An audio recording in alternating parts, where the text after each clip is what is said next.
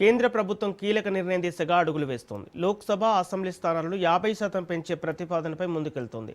ప్రస్తుతం 543గా ఉన్న రాష్ట్రాల వారీగా చూస్తే తెలంగాణలో అసెంబ్లీ స్థానాలు 179కి, ఆంధ్రప్రదేశ్లో 263కు పెరగనున్నాయి. లోక్సభ స్థానాలు ఏపీలో 25 నుంచి 38కి, తెలంగాణలో 17 నుంచి 26కు చేరే అవకాశం ఉంటుంది.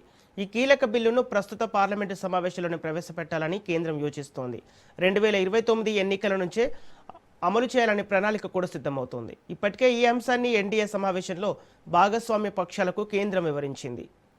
నియోజకవర్గాల సంఖ్య పెంచడానికి వీలుగా ముందుగా మహిళా రిజర్వేషన్ చట్టం, డీలిమిటేషన్ చట్టాలకు సవరణలు ప్రతిపాదిస్తూ ఈ పార్లమెంటు సమావేశంలో బిల్లులు తీసుకురాబోతున్నట్లు తెలిసింది. లోక్సభలో ఇందుకు సంబంధించిన బిల్లు ఆమోదం పొందిన తర్వాత కేంద్ర ప్రభుత్వం డీలిమిటేషన్ కమిషన్ ఏర్పాటు చేసి చకచకా సీట్ల పెంపు కార్యక్రమం పూర్తి చేసి 2029 ఎన్నికల్లో అమలు చేయనున్నట్లు తెలుస్తోంది.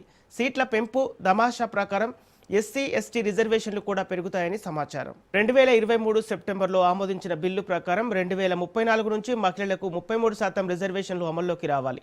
రాజ్యాంగ అధికరణలు 170 సబ్టైటిల్ 3, 81 సబ్టైటిల్ 3 ప్రకారం 2026 తర్వాత ప్రచురించే జనాభా లెక్కల ఆధారంగా దేశంలో నియోజకవర్గాల పునర్విభజన చేయాలనే నిబంధన ఉంది.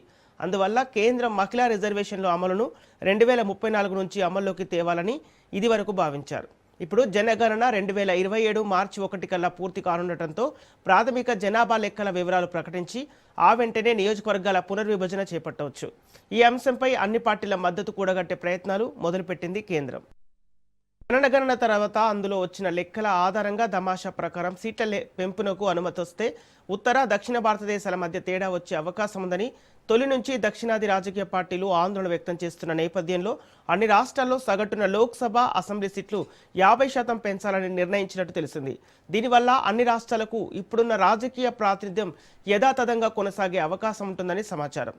ప్రభుత్వ ప్రతిపాదనపై స్పందించడానికి రాజ్యసభలో విపక్ష నేత మల్లికార్జున ఖర్గే నేతృత్వంలో విపక్ష నేతలు సమావేశం కానున్నారు.